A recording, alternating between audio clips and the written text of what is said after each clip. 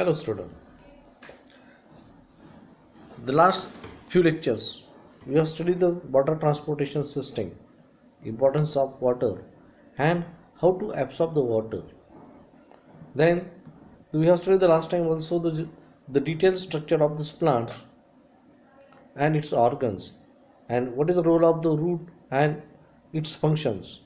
Okay, then the few theories is also we have studied the last time. Then the last lecture we have studied the mineral absorption and what is the importance of these minerals in a plants. Macro elements and micro elements are also the same the last time. Then the today's we have start the mechanism of organic food transport through this phloem. Means mechanism of sugar transport through the phloem. The transport of a food. For example, we see this pictures here. See the picture. The path of translocation means the phloem. The last year we have studied the detailed structure of this phloem and its components, and xylem and its components means the complex conducting tissue we have studied the last year.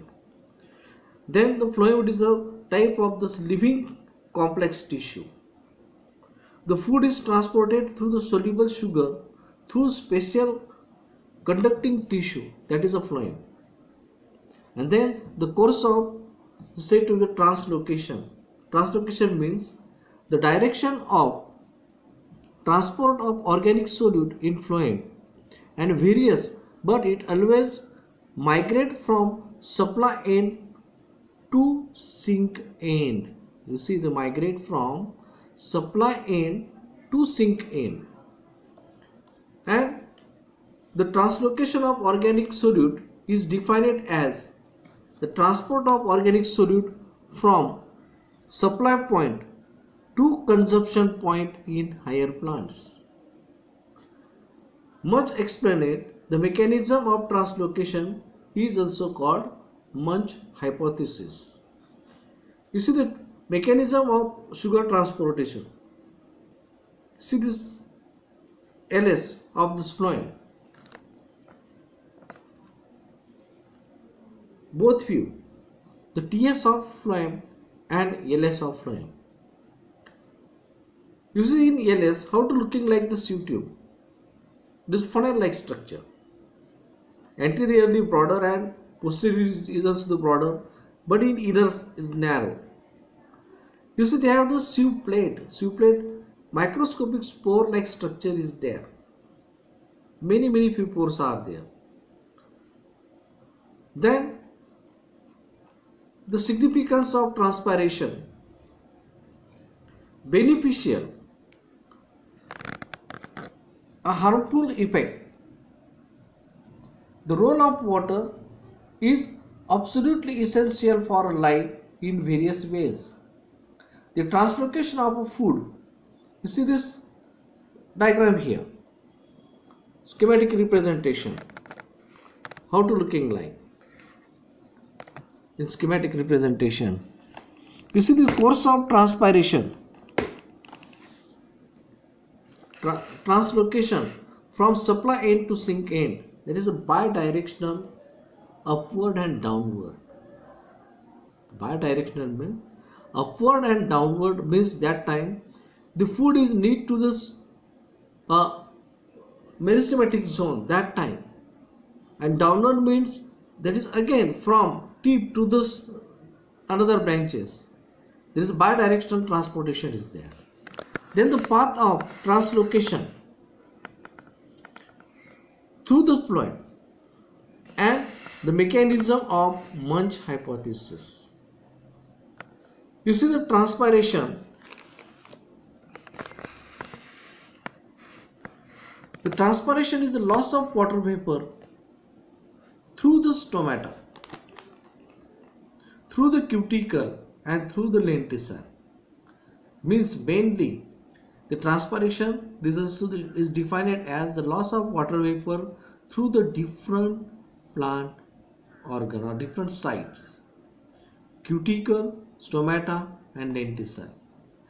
You see the diagram of the TS of the leaf transverse section of the leaf. See, this TS of leaf,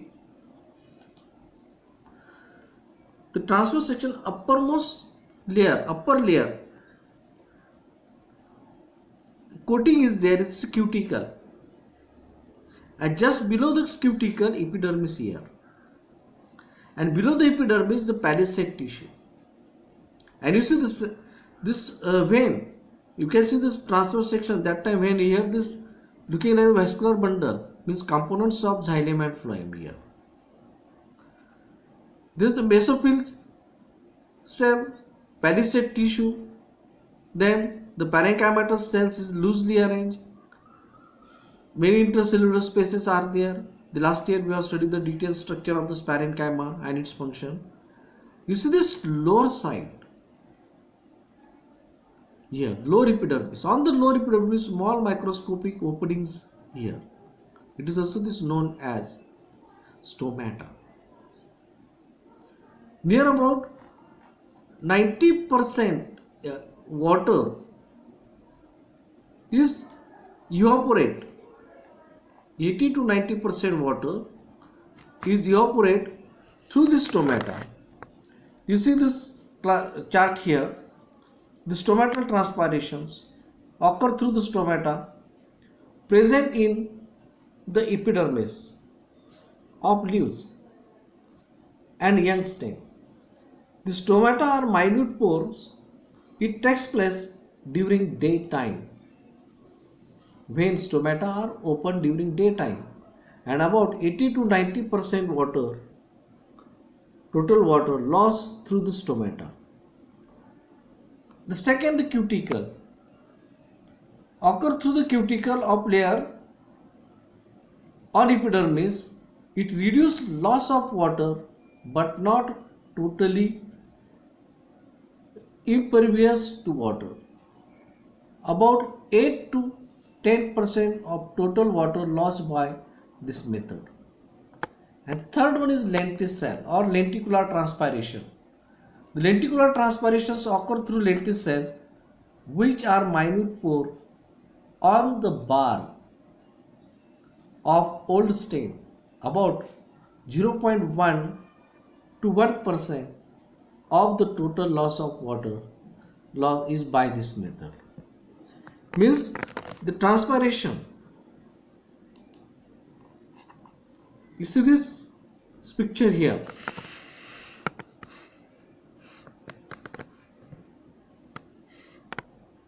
The lenticel. How to looking like? See the epidermis, just below the cork cells are there, and a small opening is said to be the lenticel. This opening, the lenticel. The loss of water vapor through this lenticel means lenticular transpiration. Loss of water vapor through this cuticle is called the cuticular transpiration, and loss of water vapor through this stomata is called the stomatal transpiration. This is the mechanism of opening and closing of stomata.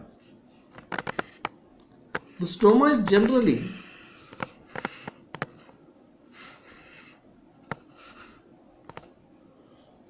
opens at day and closes at night. It is due to enzymatic starch is converted into the sugar.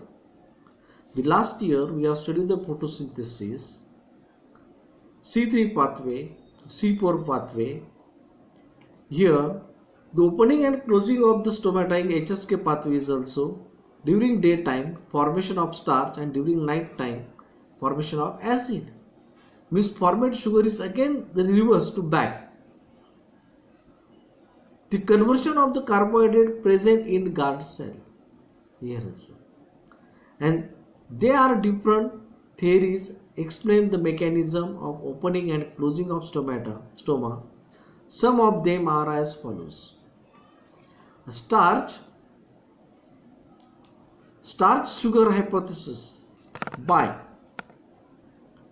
Lloyd in 1908, and active potassium transport or potassium sperms theory by Lama Ura and Fujinoa in 1959. Then after we have seen the significance of transpiration. The removal of excess water. First one. The excess water is there. Those excess water is removed with the help of this transpiration. The second, ascent of sap,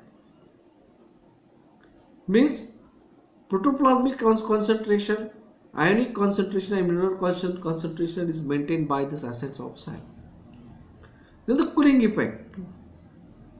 During this high temperature, that time body to need the excess water is there that time to maintain the temperature, cooling effect. And development of mechanical tissues, means each and every plant they have to need the mechanical support, that time mechanical tissues with the help of the transpiration is there. And then the opening and closing of the stomata during daytime and night time. And last point, necessary yield, means each and every plant part lifespan is over, they are fall down, means senescence. Senescence will be the must. For example, leaf yellowing, the complete mature leaf, its lifespan is over, they are fall down, means the transpiration. And just below you see this, the physiological conditions and its role of water. You see this, during photosynthesis this chemical reaction is there. 6 molecules of carbon dioxide and 12 molecules of water. You see the various enzymes are there to form C6H12O6 means glucose molecule, plus 6 molecules of water is retained and oxygen is evolved. We know during photosynthesis oxygen is generated. All green plants to prepare this oxygen and come to this environment. The second reaction is respiration. You see this formed sugar, organic food material. During respiration means cellular oxidation process, we have studied the last year. In presence of oxygen means aerobic respiration. Various enzymes are involved here.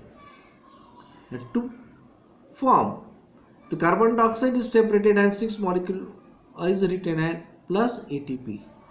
Means one glucose molecule is responsible for the formation of 38 ATP molecule is there. You see, these two components is responsible for the formation of glucose. Glucose is the potential energy, and this potential energy is converted into the kinetic energy. Okay. Then this factor, how many factor? Which factor is responsible for